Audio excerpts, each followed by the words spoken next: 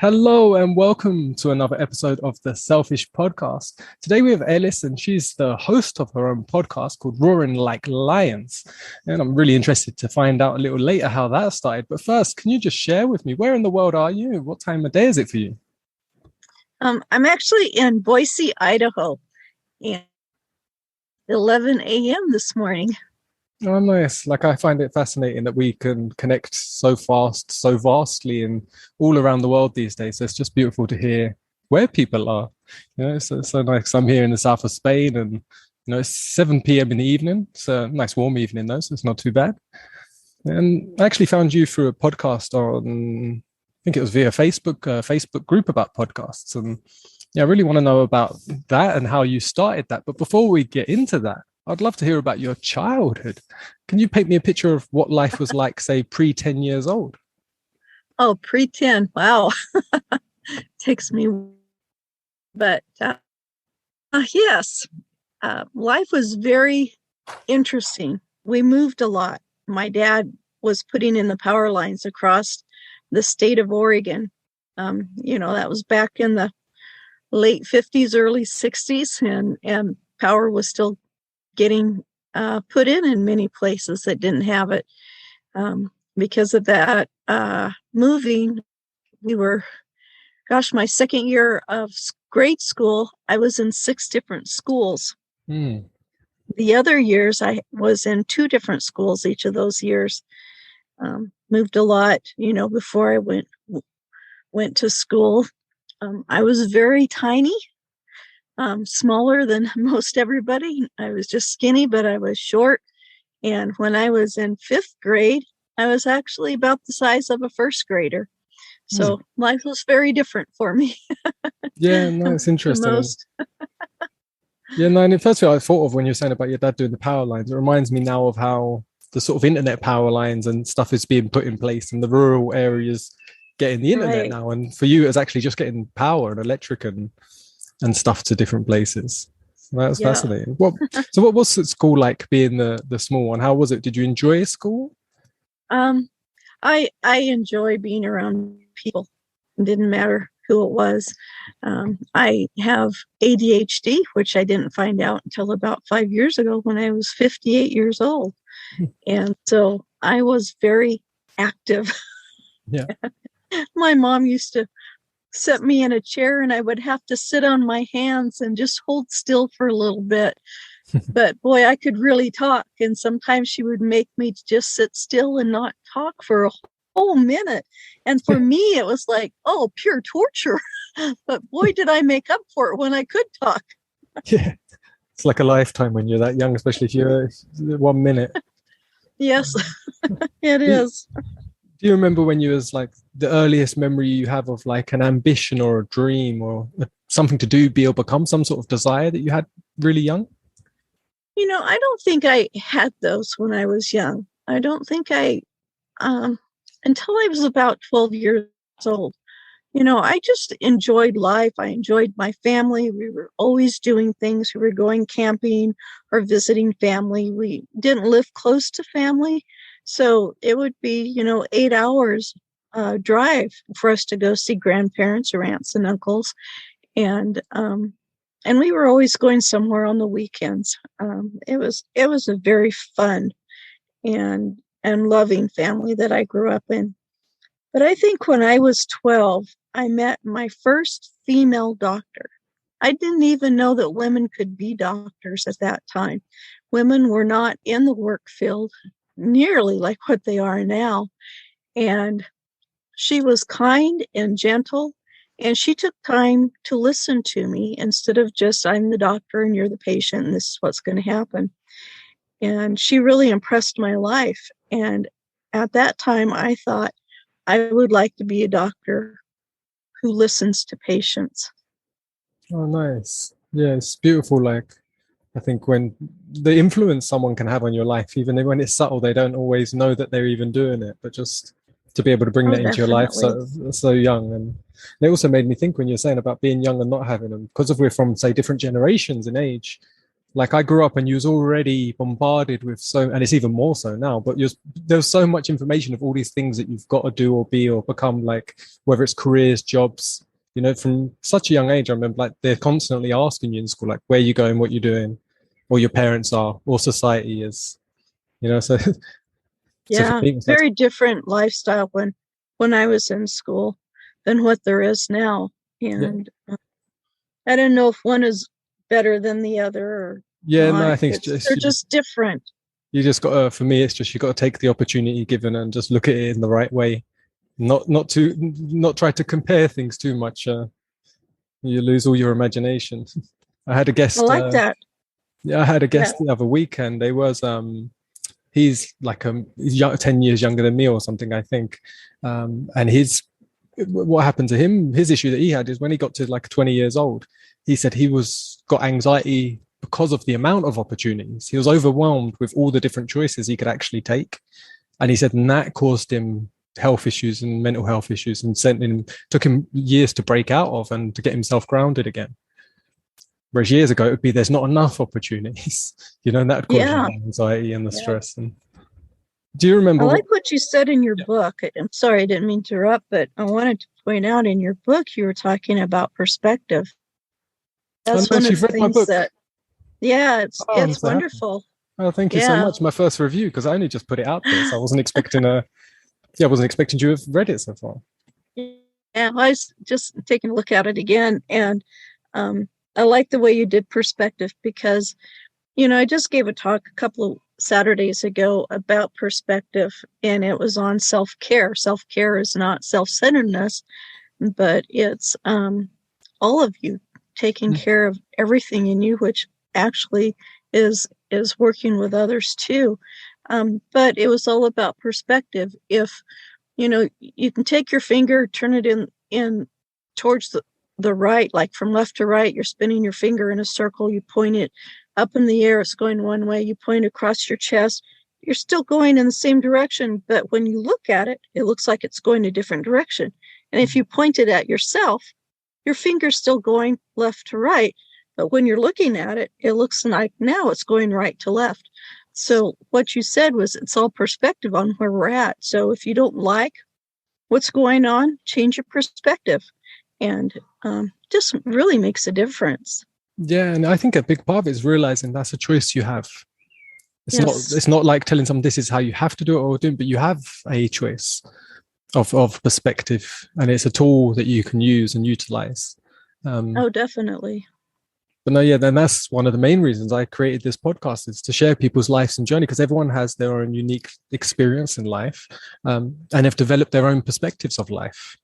And something might either, like I had someone, it was actually my brother-in-law, listen to a podcast the other day, and he was asking me about the last guest, and he's like, "Oh, what was she saying?" He goes, and she told me a bit about what she was saying, and he was saying how it like really resonated with him and his youngest daughter. Oh. And he was just like, "Oh, that really like just hit home to him." And it wasn't an episode I was overly expecting him to have took in as something important to him. So you never know what someone might say that might touch someone. A bit like you said with the nurse that come to you and influenced you. That day before she went to work, she might not have thought she'd changed the whole direction of someone's life. Yeah. She might go, I might save someone today, but not in that way. Yeah. Yeah. It's like you're on a journey, and we're always on a journey, whether it's in work or whatever. And maybe you're walking down the road and there's this big, huge rock in front of you. Well, you can look at the rock and say, oh, shoot, my journey's over. I can't go anywhere. There's a rock in front of me, for me. Or you can look at the rock and say, well, I have dynamite in my pocket. I can blow the rock up. Or, there's a Caterpillar tractor over here. I can just move the rock, or I can just walk around the rock. Maybe we'll just stop here and have a picnic. Yeah, there you go. Might be time just to rest a little bit. Yeah, no, nice. And I loved what you said in your message, because when the people listening wouldn't know this, but when someone books into a podcast, they can leave a little note at the bottom for any information they want to leave. And most people, I tell them, like, because I'd like to have the guest blank, because then I get to find out in the interview what I want to know. and it's more exciting. But you just put there, like, I think it was something along the line. So it's not a quote, but it's like, I live a life of joy because the other way is no fun.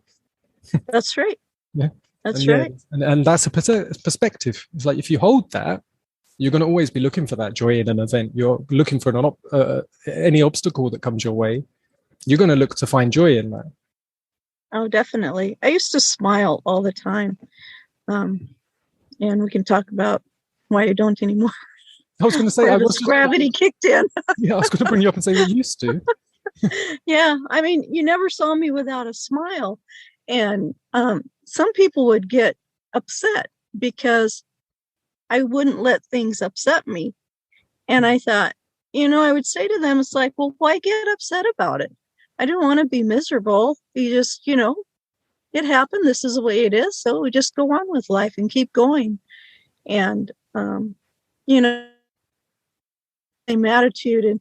And it's like, all right, we've got a problem. Well, let's just fix it. What's the problem? Let's just fix it. Or let's change something so it's not a problem anymore. And, yeah, for me, it was the opposite. I spent most of my life not smiling. Oh, man. And then I had to program myself to smile because it didn't come naturally, because I'd lived a life with lots of depression and trauma for most of my life. And had become my, say, mold to my even structure. Like to pull a smile, I could consciously was so aware that I had a smile on my face, and like I would take it away as quick so something could happen. And I would smile. Oh, wow. But it's like I can feel the muscles in my face and I know that I'm smiling. So then that takes me out of the moment that I'm in, and the smile disappears because you're witnessing it. And then it was like, and then I started challenging myself. I was like, when I do my morning walk, I'm going to see if I can just, it started actually, it wasn't holding it. That's what built into holding a smile for as long as I could while I'm walking around just on my own. And it was like trying to see what thoughts came up of why I can't hold a smile. And, but I just started, I was like, every person that I see, I'm going to make eye contact and I'm going to smile at them and say like hello, or whatever language it happens to be. I'll say like a greeting, right, and try and smile and hold that sort of thing and just get used to that pattern. I bet you touch so many people's lives doing that, because when you smile and say hello to somebody, it's like something ignites inside of them and they're like, wow, that was nice. Yeah, it seems to be, it's like a yawn. It's contagious. If you smile at someone and catch their eyes, they like can't help but smile back. And sometimes they look away quick, but they smile normally instantly. And then they have whatever's going on in their world and it might disappear pretty quick. But you see, absolutely. Yeah, and you see the whole posture change. That's what I find fascinating. It's like their head gets taller and they stand up a little bit more confident. Like they could be a bit sulky, like weight of the world on their shoulders, and just a hello and a smile, and you've lifted something off them. Yeah, we need to tell ourselves something good every morning.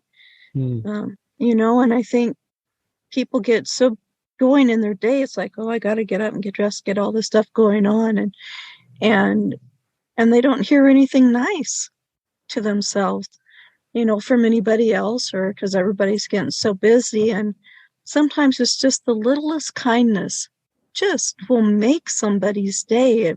It can take it from something that they've just been struggling with to like little ray of sunshine in that darkness that's in them. Yeah, and it can make the world a difference. You don't know where that person is in that day, to how much that could just influence them, and whatever the ripple effect, that person might go on to do something great just because of that one direction just shifted them in that moment. Isn't that amazing? I love that. I was saying, it was only to my love, Danielle was talking about it yesterday. So I was talking about her acting on her purpose and saying you need to do something instead of, she always has a long distance game for going towards sort of what she's passionate about. And I said, but you're getting burnt out because you're not getting daily satisfaction from actually acting towards it daily. And I said, so you're going to then keep crashing and trying to really push yourself. And I said, you need to just do something subtle. And I said, them subtle things, you're trying to do something really grand and effective. And I said, although that's brilliant, I said, you don't know how something little might change something drastic. I said, like, there might be people out there that are on a roundabout. No, you don't. I don't think you have roundabouts in America, but do you know what roundabout is? Yes, I do. Actually, okay. my husband's been to Europe. We went there. I got to go there once, and yeah, they're wonderful. The ones we have in America, they're not quite as nice as the ones where you are. Okay, yeah. They still have stop signs. Stop signs, yeah. But a roundabout, and it's like that defeats the purpose. Yeah. Yeah. So a roundabout, for those that don't know what one is like a where lots of roads come together in a circle, and you go round the circle and choose your direction. And I said some people are just going round that roundabout over and over and over again with uncertainty, not show they're hesitant to take a direction, to go down a path in life. And said you might give them just one little insight, one little act that gives them that little shift, and you don't know where that path and where the rest of their journey may go. And I said, but you're taking the opportunity from them by not at least contributing something.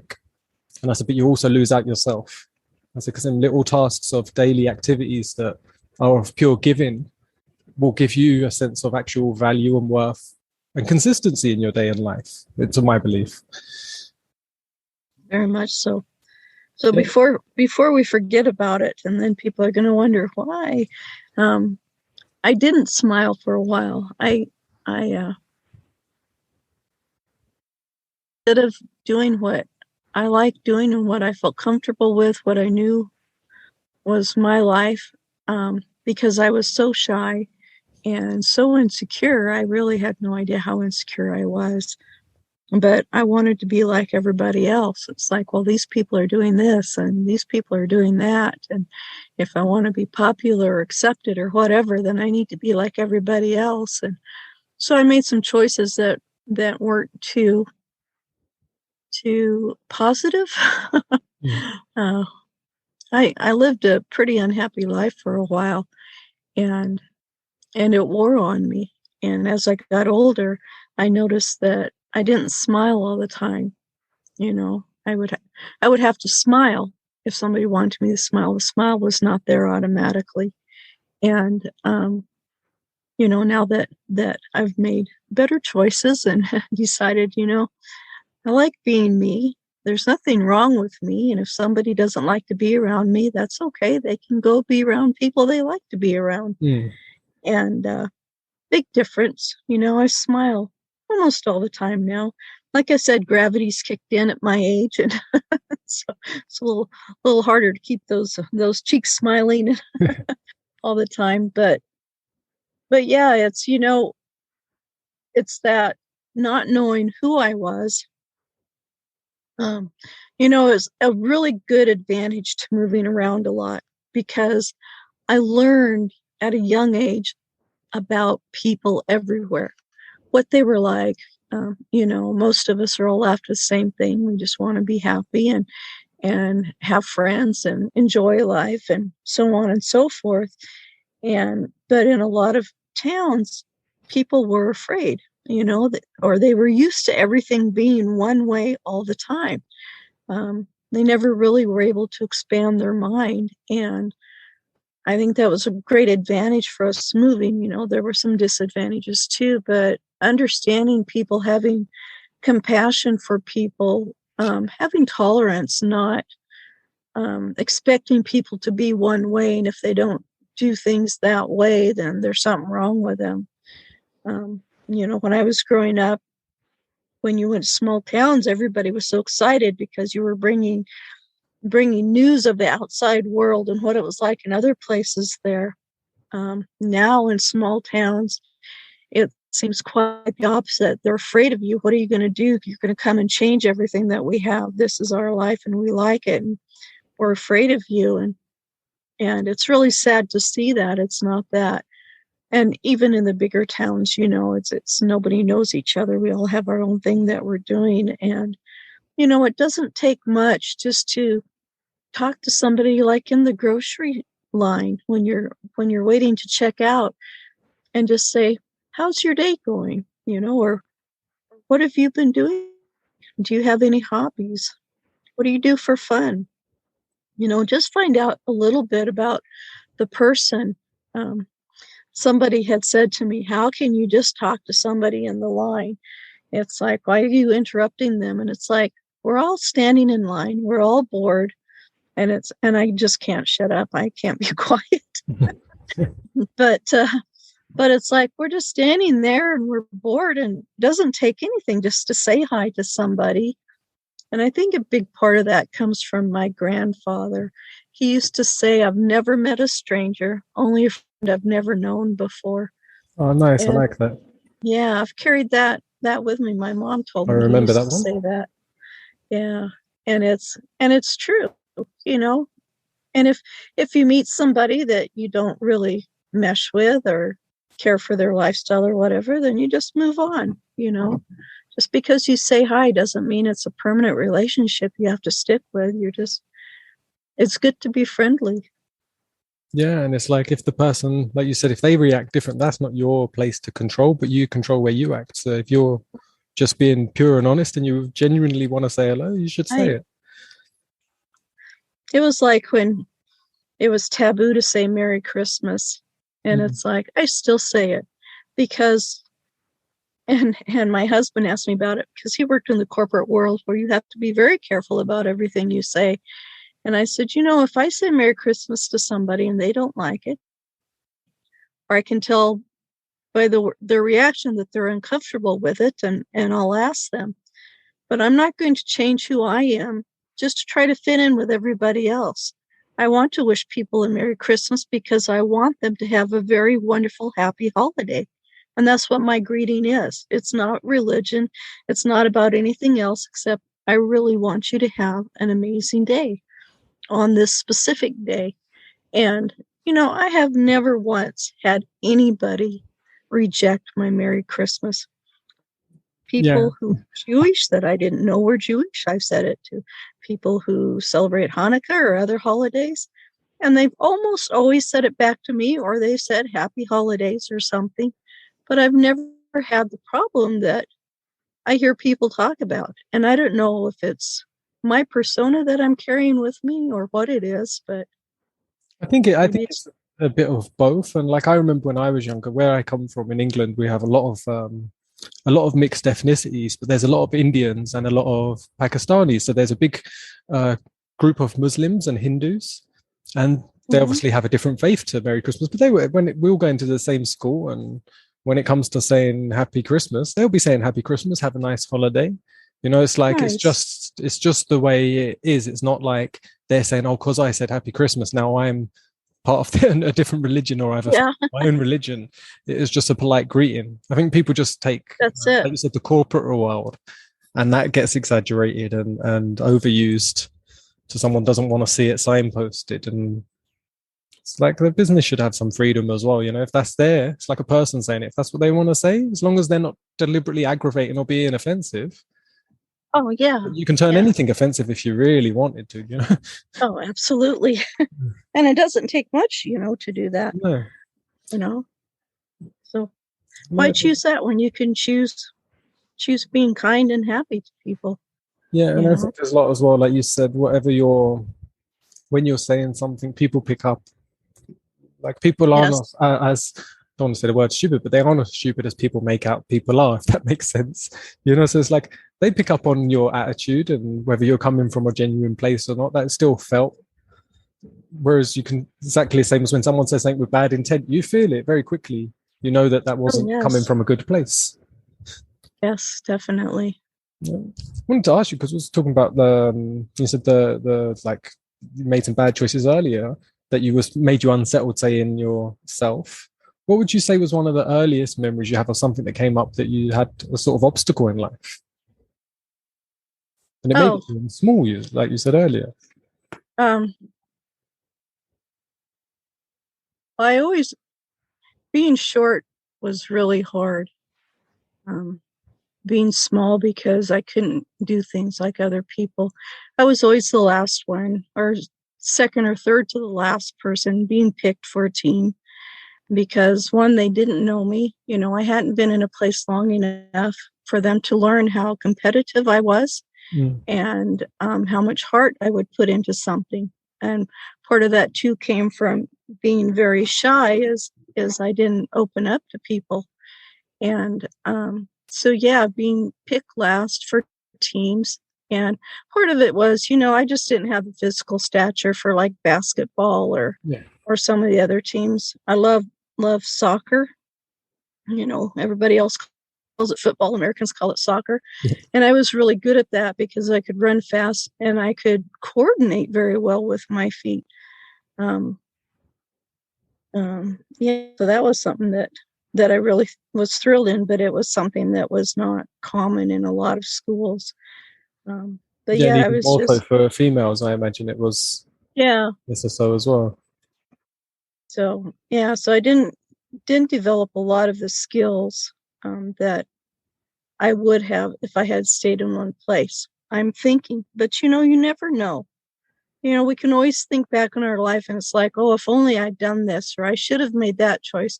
Well, you really don't know what would have happened if you had done that or made that choice. In your mind, you see all the good things of it. But let's face reality in life, it's not always the good things on everything. There's challenges in everything, and how you handle those challenges, both emotionally and, uh, mentally, Yeah. changes everything, And I think you know? if you got to the bit in the book as well, I talk about that, and I call it time traveling, but you're internally time Yeah. traveling, and we can spend a lot of time going back on the should have's, would have's, could have, if only. Why did this happen? It could have been like this, and it's like the most beautiful thing we have as humans is our imagination and our memory. So to waste both of them on impossibilities, you might as well make it It's, useful. yeah, and it's, um, one of my kids should have done this. And it's like, look, you have one life, you know. I know there's people who believe that you have other lives, but let's just take it for where we're at right now and today. You have today. You have today only. You can prepare some for the future, but you don't know what the future is going to bring. So you make choices based on what you've learned, what you know, and what everything that's going on in your life. You make your choices that day based on all of these other things. And anybody can do anything if they go back in time. But the fact is, you only have right now. So you need to make the best choices with what you have. And if it's a choice that maybe you should have made different, well, maybe you can adjust it, but you won't know until you make that choice. I think that's part of when we're afraid to make a choice, we're going to do the wrong thing. And it's like, how do you know it's going to be the wrong thing? Yeah, and I think Maybe you would have liked something else to happen, but you only know what you know. yeah, and I think that not having that awareness, but a lot of people are in hesitancy with their actions. I see it, and I heard a really good quote the other day, and they said a lot of people prefer things. They're like, oh, I'd prefer life this way, I'd prefer this, prefer that, and they said, but they're in too much hesitancy and fear to make a decision, and they said they need to Yes. divorce preferred and marry decision. And said, and just make that clear choice that you're going to make a decision, and whatever that decision is, you stick to that, and the other options are just completely gone. And just make Yeah. clear decisions in your life, and not preferred decisions like, oh, I'll prefer if it goes this way, I'll prefer if my life was this way. Well, it never hurts to just stop and take a little bit of time and really look at everything, you know. Um, and you can't say, oh, I should have done that, or I should have done this. Like if you get in a car with your friends, nobody's drunk. You're just in a car with your friends and you get in an accident and people don't come out of the accident, to put it nicely. Well, it's not your fault that you decided to get into that car and this accident happened. You chose to get in the car, but you didn't choose to have the accident happen. I had somebody say to me the other day, it's like, I was in this accident. There was like a 5-car pileup, and I make that accident happen. And it's like, how can you choose to make another driver run into you? You know, I, it just really bothered me that they put all of that weight upon their own shoulders. And it's like, that is such a heavy burden to carry through life. It's accidents are called accidents because that's what they are. You can't control everything that happens. You can't, if something's going to happen, it's going to happen. Um, if you get in a car with people who are drunk and an accident happens, well, that probably was not a very smart choice because you knew they were drunk when you got in there. But Yeah, and then it's time, like I I said, don't know. Does that make sense? no, that makes sense. And I think even if you make that choice and you've done something, if you survive it, it's afterwards still not to blame yourself, but to Yes. recalibrate and, like you said, make clearer decisions next time, to realize, okay, wait a minute, that wasn't the most optimum choice that I made in that time. Yeah. now, well done, I've learned a lesson. I'm going to Yeah. use that lesson now and make sure that doesn't repeat itself. No, and I think that's part of it too. Is sometimes we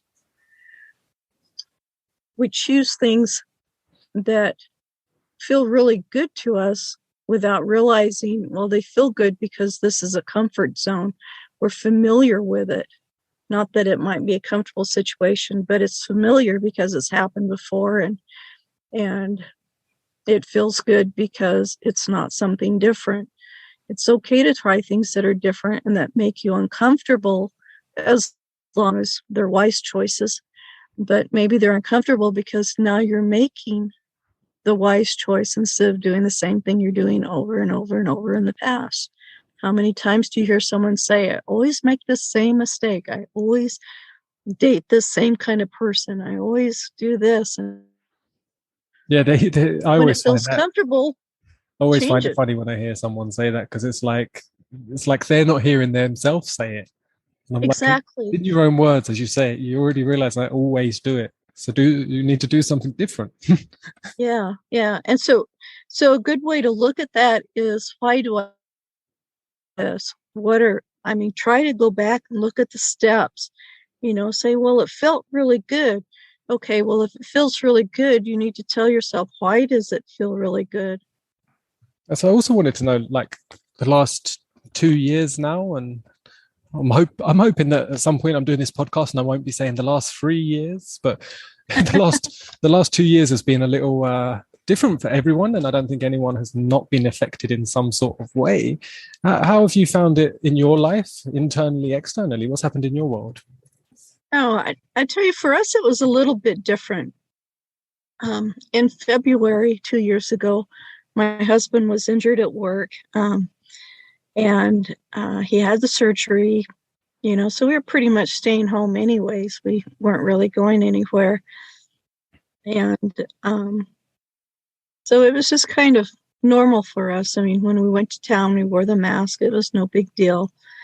And, we just life. After about towards the end of last year, it was starting to get a little bit frustrating, looking like we were told it was, and life was just getting crazy, and it, people not living in fear. Hmm. And it's hard for me personally to see people live in fear, because I've lived in fear, and that's no, you're just barely existing, and life's too short to do that. um, you need to be careful. It was a scary thing. It was a worldwide pandemic, and it's happened before.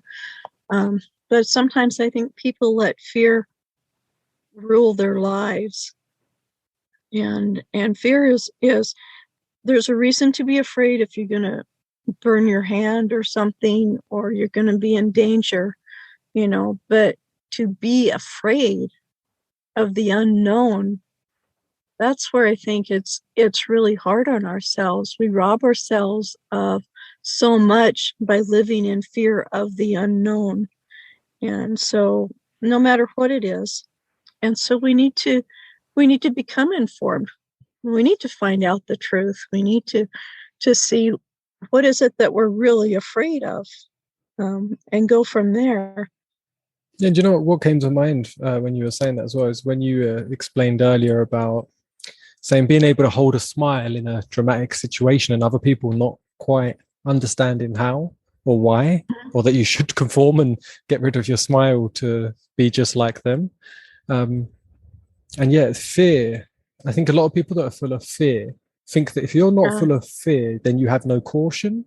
And they don't realize, like, you can be cautious and make wise decisions and choices that are safe yeah, and be without fear. And without fear, you're actually much more productive. So you're going to make better decisions and be more safe and be more cautious. yes, yes, So yeah, that fear, yeah, because I am the same as you. I don't like seeing people being I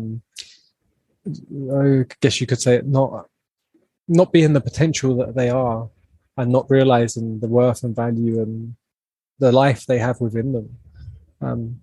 That's like a big part of Out my on so content. much. Right, right. Yeah, Like, you miss out on so much. You look back, it's like, well, I realized I didn't have to be afraid after all. And yes, and you don't want to live in regret. I mean, regret doesn't do any good. All regret does is just rob you of the present and the future. Um, but you don't want to be so afraid that you miss out on the love you're going to receive, on the hope that you have, on the friendships. And there's just, life is just way too short. And you got to make the best of every moment of it.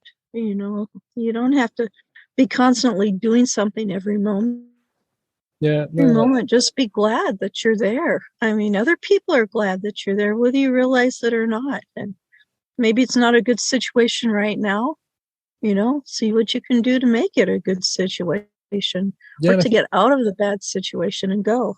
yeah, and I think it goes full circle on when we started at the beginning talking about perception. And for those that are struggling with that concept, those that have already been through it will just be nodding their head and going, "Yeah, exactly, yeah." But if they're struggling with it, it's also knowing that again, it's a choice, and it's about shifting your perception and having that attitude of, like you say, appreciation and gratitude for the smallest things changes the perception, and that changes your sort of chemistry within.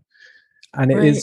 it will change that fear within you. It takes consistency as well, but it's a bit like if you was going for major surgery, life, like your life, if your surgeon's not good, it's big problems. Yeah? And you got two choices. You can go with one surgeon who's full of regret and fear, and one that's not. Which one would you choose? Oh, Already definitely. one's not going to be productive. He's not going to be Yeah. his optimum if he's full of fear and regret. He's in the past and he's not present while he's doing his operation. And it Right. is shifting your perception will start to change them fears. Well, it's like two people who go to a doctor. The doctor tells both people you only have 6 months to live. One goes home and hides in the house, closes the curtains, and curls up with a blanket and just waits for it. 6 months to live. I'm going to make it the best 6 months there ever was, and ends up living, a few more years. Yeah. And it's amazing the power that our mind has over us. Um, in the Bible, we're talked about, it comes out your mouth. And, and in other parts, it's talking about your mind too. And so, we got to be putting good stuff inside of us all the time. You talked about gratitude and I always thought, well, the journal's same thing as a diary. I get bored writing it. And it's like, no, journals are so much more. You're writing down your ideas. You're like yourself when you journal. Thing I've started to do, and I'd never even heard of this before, is writing a gratitude journal. Some people say write 25 things. Well, to someone with ADHD, that's like putting a big, huge dictionary in front of me and tell me I have to read it every day. So I thought, I can do five. Five is not overwhelming. Now, there's a lot of times I will write 25 things I'm grateful for, but every day, every morning I wake up, what are 5 things that I'm grateful for? And not just simple, easy things. It's like, well, I'm grateful I woke up today because I have another day to add value into somebody else's life. I have another day to write stories for my grandchildren because they love it. I have another day to be alive and be happy and enjoy it, So you don't just say one word what you're grateful for, but you say why you're grateful. You'll look through my journal, and a lot of times you'll see I have family on there because, and I don't just leave it at fam. Sometimes I do, but with all the other words that are in there, you'll understand why I just use one word. But some days I'll put family, and I'll put because I was able to touch their lives today and tell them how valuable they were to the rest of the world. If I didn't have family, I wouldn't be able to do that for them. Or I'll put, I'm so grateful for family because I asked them to pray for me and they said yes, or friends, or or anything. Sometimes I'm grateful I've got my big Irish wolfhound that's laying on the bed squishing me, because she brings me so much happiness and joy. It's like, get off my legs because you're just so heavy, but I'm really grateful that she's there. My dog's not quite that big, but I can resonate with that. I had him only last night. We were sitting outside in the woods. He's sitting on my lap, and my legs are going numb. But I was enjoying his company so much. I was like going for the last second, Then I couldn't stand up. Yeah. You're just like immersed in that appreciation for them and the comfort. Yeah, I can't believe what a difference writing a gratitude journal has made. I did not think anything so simple, so weird, or mundane sounding could make such an impact in my own life. Also writing down affirmations, things about me that are really good. Do 2 months ago, I absolutely could not look myself in the mirror and tell me something good about myself, which shocked me. It's like, why? I've never had a problem before, but I didn't realize that all the things through all my life, everybody had been telling me that was negative, like, you're not good enough, you can't do this, it's all, you're not and you can't. I had begun to tell myself that, which really shocked me. It's like, why would I tell myself that? Why do I say these negative things to me? And it's like, I have got to change that. And 2 weeks ago, I looked myself in the mirror and I could stare myself in the eye and say, you're a pretty amazing person. Look at all these amazing things you did this week. It's just wonderful. Oh, no, that's nice. And that was, did you start the gratitude journal like 2 weeks ago? Was that a process before then? I started it about probably a month and a half, almost 2 months ago. The affirmations was a little harder, which kind of surprised me, but I think we're not taught to tell ourselves nice things to ourselves. We hear so many times that you're not worthy, you're not this or whatever, and it's like, well, let's tell ourselves what we are.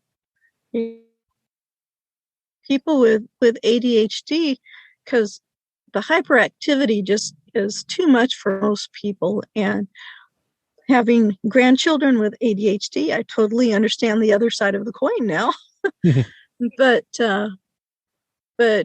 you're always told, stop that, don't do that, sit still, put your hands in your pockets, quit talking. Why are you always like this? You just wear me out.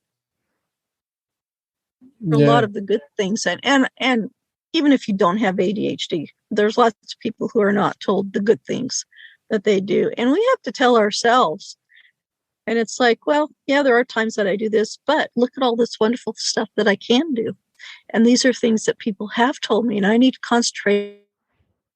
Somebody had said, I'm not going to get these numbers right, but just to kind of give you an idea of what they were saying, we're told like 150,000 negative things, I think, by the time we're out of high school, but only like 5,000 nice things or positive things. And it's like, wow, that's just incredible. No wonder a lot of us are depressed or sad. So it's like, we got to start telling ourselves these good things. What is it you say? If you say something negative to somebody, you got to say at least 5 positive things to them to counteract that negative. I know I don't have my numbers right, but it's just incredible how, as long as you overweigh it one direction then the other, you're at least going in the right direction. So the more, there you go. just as long as you're going in the right direction in some volume. Like you say, I think people are, like, whether it's your parents, friends, teachers in school, like for your whole life, people are very quick to tell you, like you said, what not to do and what you did wrong. Right. And they may mean it to be really good for you and to help improve yourself, but somehow we seem to hang on to that negative aspect of it. And I think it's like how you just said, I think it's just a ratio. It's like there's more of one side than the other. And I think what really worked for me and helped is thinking about our memory and how that I see every single interaction experience is all within us at all moments. It's just we only access certain bits because I could smell like, say, an apple pie, and I would go back to my nan when she baked an apple pie and I was 5 years old, and I Yeah. could smell that memories there, and pictures will flash up of being at the park with her and stuff. And it's like, okay, that wasn't there 5 seconds ago. It wasn't there yesterday, last week, but that happened Yeah. 20, 30 years ago. And it's like, and that's still in me. So to me, it's like, okay, if everything is still in me, how much of that, like you said, where's the weighing scales of all that information? Is it balanced? And it's like, well, Right. start putting some good memories in now, and the more you can, the better, and the more good words, like you said, whether it's even giving good words to other people, encouraging and saying nice things to people, like you said, just small things. And I think people think that if there's anything negative, they have to just, get rid of it right away. It's like you can't do that because that negative is going to keep knocking on your door. So you acknowledge it. It's like, okay, I see you. I know you're there, but you know what? I don't care anymore. You're not going to ruin my life. I've got all this good stuff in me. So you have to acknowledge it, but you don't embrace it. Mm. Just say, okay, I've seen you, but you know what? It's time for us to depart now. Go ahead and go on your way. And doing that actually helps you feel better, and you're able to recall the good more often, because now it's not like you're concentrating, but now you're saying to yourself, yes, there is negative, but it doesn't run my life. And that's really powerful. I had no idea how powerful that was until this year. I've made a lot of found out a lot about myself this year. What do you think And it's kickstarted been that good. this year? Well, I tell you, I wanted to make a change, with my husband being disabled, not being able to work at the job he was doing. I thought, I've got it. It's not that we need to live a lavish lifestyle or anything, but gosh, it'd be nice to have a little more income coming in. So I saw somebody said, hey, this is how you build a business. And I thought, I've worked, I've been a stay-at-home mom most of my life. I did work some jobs, but because of my ADHD, I don't understand the corporate world, and it makes it really difficult to succeed. So, and I knew my children were important. So I made the choice to stay home. But because of that, I never learned how to run a business, what to do. And so I'm learning about entrepreneurship. And as I'm going through there, I realized I didn't know who I was. I had no clarity as to who I was. I was on one workshop, and what was the one thing that you've always heard? And the one thing I always heard was, I'm not worthy. I'm not worth anything because I was too small. I was too this. I was, whatever. And that was a really harsh reality for me. And it's like, wow, I didn't realize that I'd been telling myself that. I didn't realize a lot of things. So I kind of journey to figure out, well, who am I? I've always been somebody's mom, somebody's wife, somebody's grandmother. I just thought I knew myself, and I realized I really don't. So I needed to find that, and I didn't realize how much negative I was putting on myself, and what a difference. And once I started seeing the good in me and being able to tell myself the good in me, a lot of things opened up. I wouldn't be here talking to you if I hadn't have made that change, because I wouldn't have ever believed anything like this could happen to me. Yeah, And, I can resonate with you that. I know, wouldn't be here talking to you now if I didn't. I had to go through a lot of changes I never yeah, thought like I had anything to share because my life had only been pain, and I'd only ever yeah, given myself mental self abuse and talked to myself badly. So I was like, there wasn't that thing to actually really put myself out there and do it. And I had to, similar to you, not like yours was say not feeling worthy. With mine, I didn't realize I didn't love myself deep down, and I had been really neglecting myself, even though caring for mm-hmm, others. And I yeah, started doing like self-love practices and stuff, and then realizing how that I'm not, my ambitions and my inner self was like controlling me, that one day I'll give you love if you fix everything and you do this and you achieve this. And it was like someone with a whip behind me controlling me to do something, but they weren't yeah, nurturing and loving me and guiding me. It was a very harsh inner boss sort of thing, controlling and manipulating me to just keep pushing myself. Right. And it was the same with you. I just went through a process of like, I didn't know I didn't love myself. And then after quite a bit of time at that process, I wanted to share this stuff with people. So I started a YouTube channel, Mhm. sharing my journey, because I was like, I didn't even know this was a thing. Yeah. Yeah, I agree with that. I didn't know so maybe if you don't know, so I'm sharing it with you, or maybe you do know, and this will give you some clarity and some confidence that you know. So I was just like, I'm Right. just going to put it there, but I would not have been able to put it there confidently and lovingly if I didn't have that confidence and love for my own self. Absolutely. I was kind of the same way.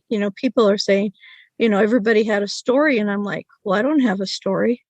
I haven't done anything. I wasn't a drug addict. I wasn't an alcoholic. I didn't have that pivot point, and all of this. And I realized it's like, oh, well, this is my pivot point right now. And I do have a story.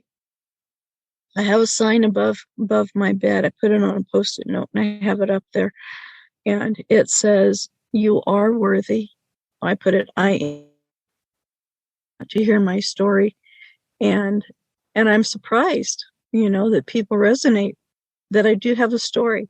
People resonate with that story, because I think we've all got that point in our life where we feel like there's nothing special about me. I like what the speaker Les Brown says. He says, "You have greatness in you." And I like to add to that is, yes, you have greatness in you, but you also have value. And the one thing I keep hearing is, nobody else has walked path that you have had to walk in your life. And because of that, you are the only one who is uniquely created to talk to others, because what you have experienced, only you can share that with somebody else. And somebody else does need to hear what you have to say. And, there's a lot of power in that, because I love listening to people. If I'm on an airplane, I'm going to talk to the person next to me until they say, well, I really just want to, but I want to hear their story. I want to know where they've come from and who they are, and I'll do that in the grocery line. I guess that's why I talk to people. I want to know their stories. I want to hear about them, because everybody is so fascinating. Whether you've made a change or you haven't made a change, every life is so unique, and that until you start asking people, I don't think they realize that they have so much inside of them to share with everybody else, or even just share with one person. Some people get overwhelmed. I don't want to share with the whole world. You don't have to share with one person. Yeah, Whoever no, you talk definitely. to, you're going to increase their life so much. Yeah, and from that, I really want to know how you got into starting your own podcast show. And I just wanted to share with you, as you were saying that when I started this podcast show, right at the beginning, I was like, I didn't know how to get guests, where to get them from, what to do. I was like, I've just got to go online, I guess, and email people and send people messages on Instagram or on Facebook, or just start. I didn't know where to do, but I started asking friends as well. I was just like, I just talked to my friend, because I didn't have a criteria. It was much like you said. I just saw Yeah. that everyone's unique, so everyone has a story.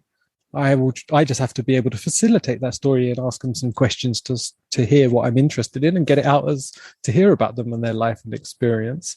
And but I was surprised with a few friends when I asked them that they were reluctant, just because they said, I have nothing to share, I have no story. And no matter how much I told them, like, no, you do the show. If you don't like it, we won't even put it out. It's not live. And I said, I guarantee you have a story, you're unique. And I'm trying to encourage them, but you could see there, and you could see where they were in their life. That's what, Yeah. Yeah. And sometimes, if you know the person, that makes it a little easier, is you can say, well, why don't you just tell about this one instance and let's just take it from there, or, hey, this really great thing happened to you. Let's just talk about that a little bit. And they'll go, oh, there's not much to tell, until you start talking about it. And then you find out the background behind it. So to answer your question, I was in a group called Life on Fire. I was in And Life on Fire. Is that how we met? oh, awesome. It might be. It Or was it might be. the book writing course? Yeah. Yeah. No, I haven't gotten into that, but I started to this year. I just didn't go, the rest of the distance with it because I already had my other publishers and stuff that I was working on a project with.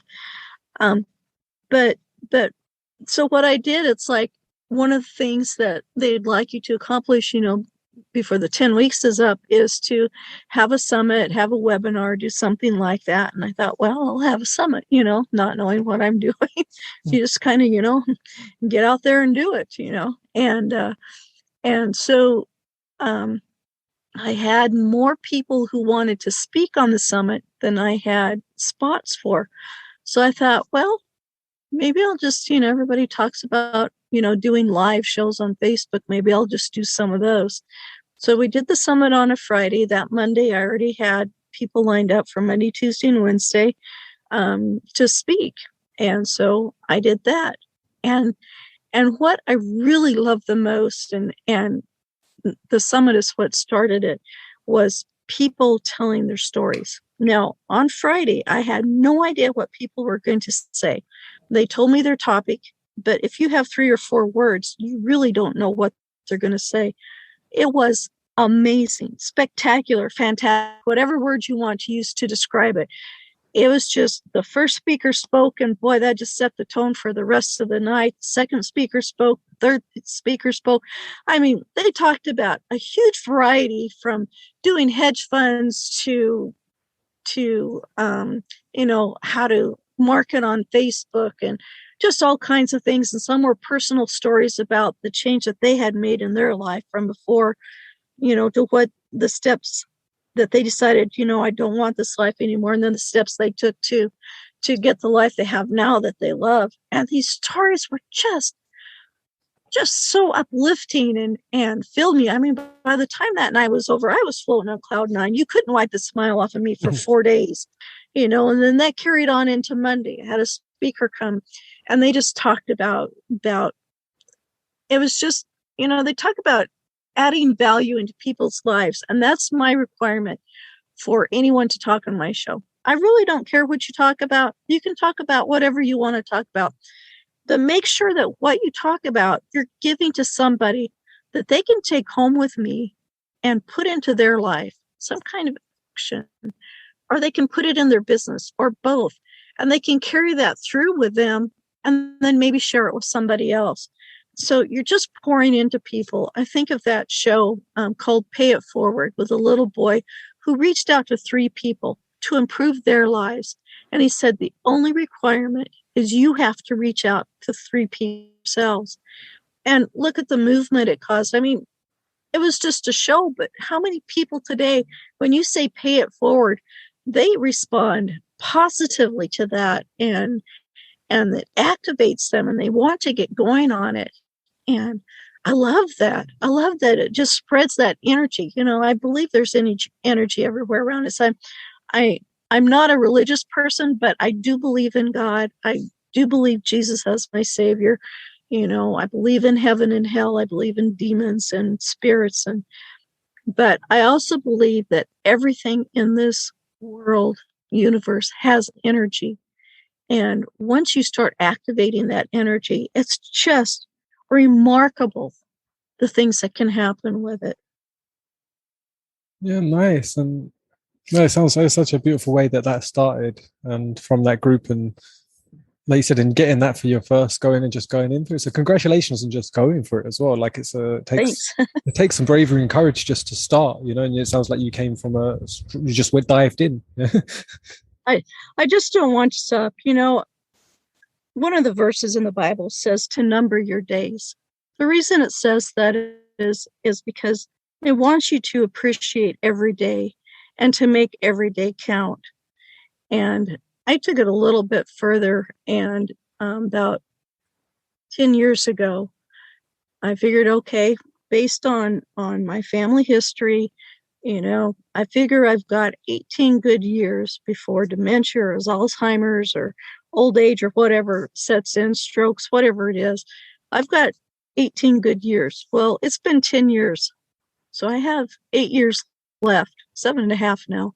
And I don't want to waste any of it. I don't want to say, oh, I'll do it next year, or okay, this isn't working, so I'll just wait a couple years from now. In my mind, I don't have that time to waste. I'm not, when I was in my 20s, you figure you've got a whole life ahead of you. None of us know when our time is going to be called home and leave, our loved ones. But what we do is we make the best of it while we're here. Everybody wants to leave a legacy. Well, you leave the legacy of loving your people, loving your family, carrying importance of putting value into other people's lives. They say you give before you take, and it's like they'll just give, and they give back to you. You don't even have to take it; just automatically comes back to you. And that has just been the biggest revelation I think I've found, that you don't have to take, because the more you give, it just comes back to you, and you're getting given into your life. You don't even have to take, you just have to receive it. And you learn to receive things, and receiving things, that's a whole nother show. Yeah. No, it's beautiful that you got that experience. And so where can people find your podcast to tune in? I've got Raw Like Lions. Is that on? Because you do it on Facebook. Is it something people can catch up with? I don't see. I do it on Facebook. It's on my profile page, and then on YouTube, on my YouTube channel. I don't have enough followers to have my name on YouTube. I still just have all the numbers, but I'm under Coach LS W2R. It's writers, stands for writers to readers, because I coach unpublished writers to get their story out into the hands of readers. But yeah, just LS Kirkpatrick, just keep typing it up. I have my website, writers2readers.com, and it's writers, the number 2 readers.com. And I think I have my Facebook links and stuff on there. I'll make sure to put them all in the description as well. So people okay. Go and check it out. Yeah. And like you said, it's they'll get some value, I'm sure of it. Oh yeah. I was just looking today, and Paula Jack, she's had 60 views. I mean, that's really great. I've only been posting them just for a short amount of time. So, I just each speaker brings something different, and everybody is different. So, there's like speakers for everybody, and if you want to speak on my show, let me know. Yeah, no, I'm definitely interested in coming show. I was going to ask you about that after as well. No, I'm interested. Oh, absolutely. I like I said, I found just doing the experience for myself. Part of the reason it's called The Selfish Podcast is because I know I get so much from it just for myself. It's also about the other person's self, but it's already like it's a very much a give and take. So it's such a nice experience. And can you tell me, because we're getting nearer to the end of the show as well, but can you tell me a little bit about your books? Because you're saying you were helping people write books. What are your books about? Well, I wrote a lot of stories for my grandkids, and my kids said, you really need to publish these. So I thought, well, just write a book. I'll proofread it myself and just put it on Amazon and do. And it's like, no, that's not all you need to do. Boy, was I wrong. So I have 3 books that have spelling errors in them. One book doesn't even have chapters in it, but I'm going to rework that book this summer. But yeah, I have 3 books on Amazon. One is Marta's Jade. The other is, I think it's 12 Letters from the Attic. And the other one, it's All of Our Story to Tell. Very different stories. Each one is completely different from the other. I do legacy books, and I did genealogy for 30 years, helping people with registering their patriots for Daughters of the American Revolution. And the one thing you have to do is make sure that you're not following somebody else's ancestor. I mean, even in my own line the other day, I watched this show. It's called Finding Your Roots. On it, it had this gentleman's name and his wife's name. And I thought, oh my gosh, those are the names that are in my family. So I looked them up, and it's like, okay, as I look it up, I say, all right, these were in a different country. And even though their birth dates were almost exactly the same, they were in different countries. So you have to kind of look at the whole picture. You can't just go by the name and the date. You have to go by, and sometimes they're even in close proximity to each other, didn't even know each other existed. I found that out with my dad one time, but because I know my dad's story, it was real easy to discern it. It didn't take me months to figure out it wasn't him. But yeah, you've got to look at the whole picture. You have to look at what was going on, where were they working, who were the other relatives, and so it's quite a bit of work. So that's I think geared me up for doing all this other stuff. Nice. That I've written genealogy books. I've got a legacy book coming out. I don't know if it's going to quite make it this year or not, but it's my so many great grandfather came to America from England. He originally was from Scotland. He was part of the Quakers, and that was a new movement that was happening back in the 1600s. And so there's a lot of history that goes on with this legacy book, history of the Quakers, histories of book publishing. He was a famous book publisher. He published works for George Fox. So there you have the history with George Fox and what was going on. It has a history with King Charles and why people were going to America. And it goes on into the founding of Perth Amboy in New Jersey, and founding of Princeton, and the American Revolutionary War. I'm just amazed at what my my ancestors did and what they endured. Yeah. He was 2 years in prison because somebody tricked them into saying that they didn't support the king. Well, that wasn't at all what they were saying, and they were finally set free from that. But even the women were in prison, and that was pretty unheard of back in the 1600s. Especially just for your faith. And 2 years being in prison, I just can't imagine being in this little tiny cell for 2 years back in that time.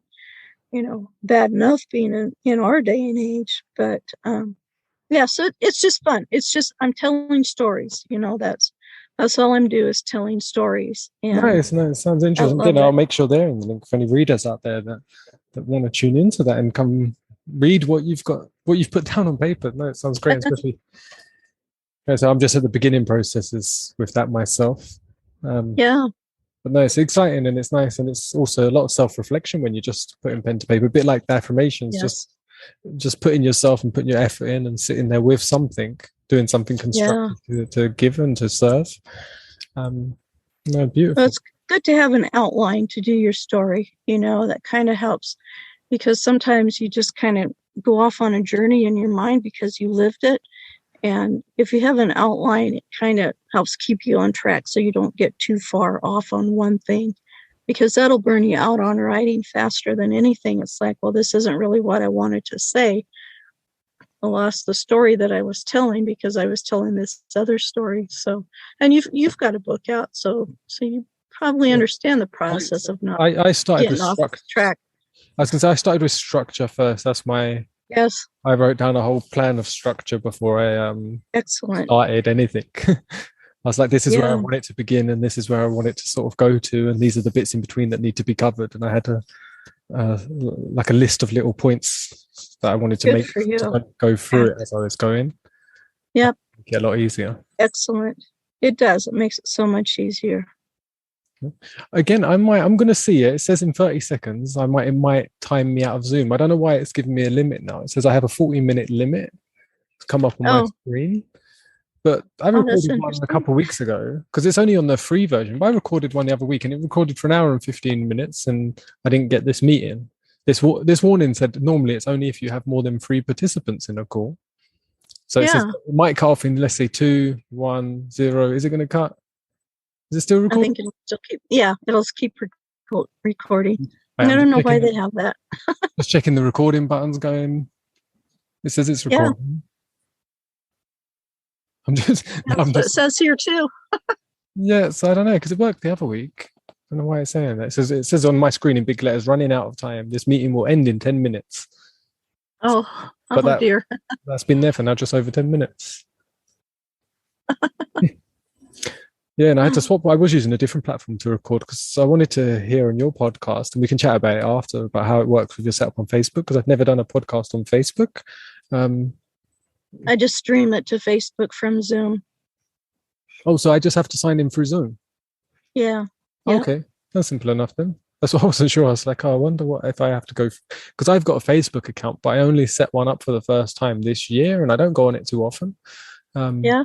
so it was a sort of foreign concept for me. I've always avoided. I've done the opposite my whole life. I avoided all social media and all sort of them type things, and then I felt like I had such value and worth that I really wanted to serve and give to people. Um, so then I went around creating accounts on everything. I got really tired of everybody fighting with each other and somebody making a remark and somebody to come back and just attack them. And I actually had two Facebook accounts. One was for people I've known all my life because, like I said, we moved a lot, but I still stayed in touch with people. So I had a lot of friends there, but I got so tired of people being mean to each other. And then I had my account that was just family, and I would go to that. And even though we had differences, we responded to each other with love and care. How long are your episodes? I think did yours say 30 to 40 minutes, your podcast episode? Yeah, at the most. Yeah, they're right around 30. Because when I first started, I'd set no time limit. I thought I'd just have a conversation, see where it goes. And then I had one podcast went on for 2.5 hours, and I thought that was great. And we had such an amazing conversation and kept chatting. And then I had to edit it as well though, and re-upload it. And then I was like, I need to start putting a limit on my time. Because a bit like you, I could just keep talking and having conversations. And oh, sure. So I try to keep them now to like an hour. And I'm even thinking at the moment whether to go to 45 minutes. So I can just be more consistent while I'm doing so many other things as well. Right. Yeah, I didn't know if I could go longer than 30 minutes. But a lot of them, I'm glad it stops at 30 because I'm not connecting with my speaker, but I know that there's people who will listen to it, who will connect with a speaker. So I still try to keep it engaging. But then there's others, it's like, man, I could go for like 2 hours, like you said, and just keep going. They're just, everybody has a different way of talking, and some days are off and some are not. And like I say, I never know what we're going to talk about until we actually start talking. Yeah, and I'll give you one little tip that I do for my podcast. I don't think, because I come from a sport background, I used to be a personal trainer for a long time. So part of doing all the sport prep was you would always have sort of like certain meals, or you would plan your nutrition to optimize your progress in a session. So there would be like a pre-routine and a post-routine. But so I do the same with my podcast, like half an hour to 15 minutes before every podcast, I have warm lemon water with a spoon of honey and a little coconut oil. And that keeps my vocals nice and smooth. The oil helps keep my mental clarity clean.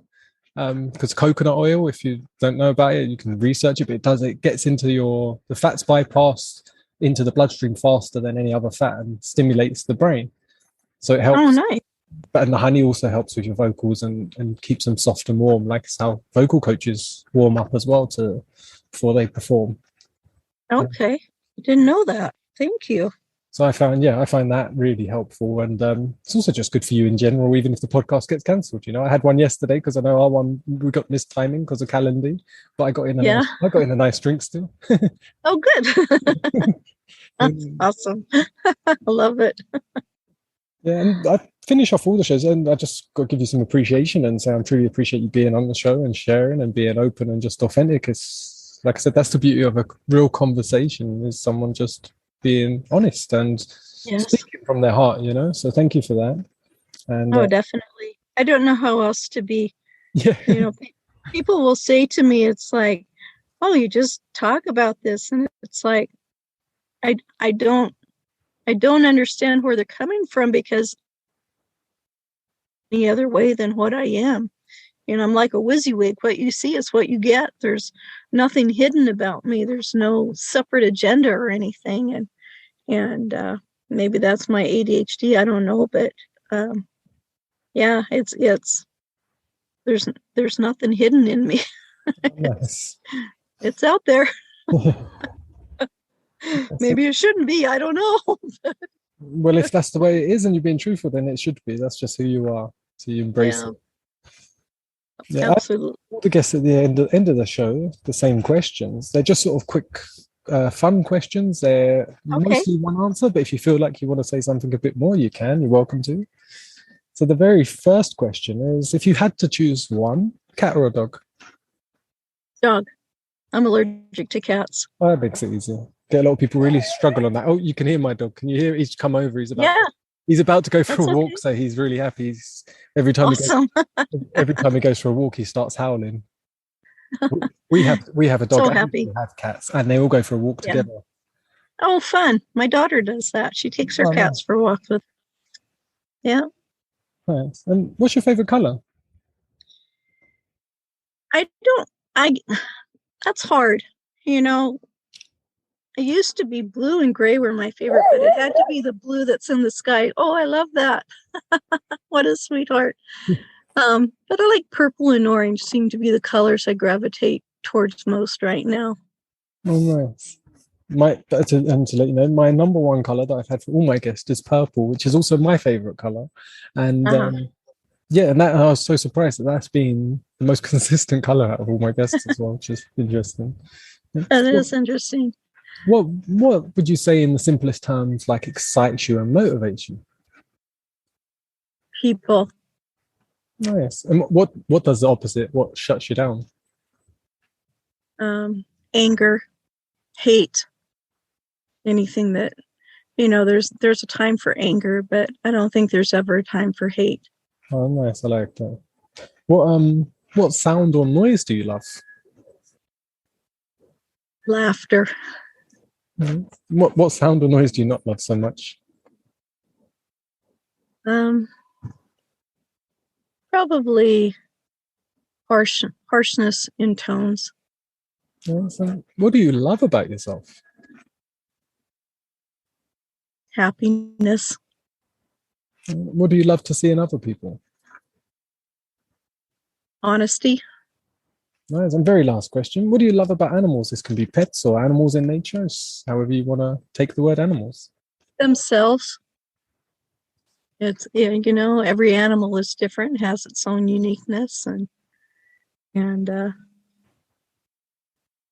I just love them for who they are and what they are.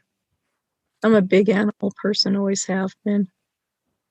Nice. I've only had one guest that actually said, she goes, when I asked that, she goes, I don't not like animals. She goes, but I'm not an animal person. And I was like, well, I was quite shocked because no one's ever said that. And Wow. And then she mentioned trees, and she's like, she goes, I just love trees. And I said, all right, I'll change it for you. I said, you're the only one. I said, so what do you love about trees? Oh, cool. That's good you went with that. That's awesome. Yeah, so that was an intro. It was one of my third from last guest from now, I think. But no, it's beautiful to hear your story and your journey, and I really, truly wish you all the best with your venture to share and connect with others and provide value. It's a great service. And to you too. I think what you're doing is absolutely wonderful, and I'm glad you're doing it. Thank you so much. And I look forward to getting on your show. I'm going to check my calendar tomorrow, and I will go and check yours to see when I'm available to jump on it. Okay, that sounds wonderful. Thank you. This has been very enjoyable. I really appreciate you asking me to be here. Thank you. And quick question on your show, like you were saying with the format, is it so just be me and you talking on a live conversation, or did you say there's more than one person on the show, or when you book? No, I just go to Zoom and it's just live. We just talk, if there's something specific you want to talk about, we'll just keep it towards that and see where it goes. If you just want to visit, we can just visit. Let's do it this way. As you've read the book that I've just put out, you pick a topic from within that in some form, and we'll talk about that. Okay, that sounds good. Yeah, I like promoting books too. Okay, it's a whole day for you, isn't it? Because it's morning, so have a beautiful rest of your day. Yeah. All righty. You have a good evening. Hey, thank you so much for being on the show, and all the best. Oh, thank you. Okay, you too. Bye-bye. Bye. Thank you so much for being here and listening to the Selfish Podcast. I'm your host, Luke Greenheart, and I appreciate you being here. Don't forget to check out my YouTube channel. Just search Luke Greenheart on YouTube. You'll find me. Check out my website, lukegreenheart.com. Have an amazing day, and stay tuned for more episodes. I'll be interviewing guests on their path of self-development, their path to self, getting to know them in much more intimacy, much more depth, sharing and connecting with all, so we can have a much more blissful, joyful, and productive life together. All right, much love. Have a great day.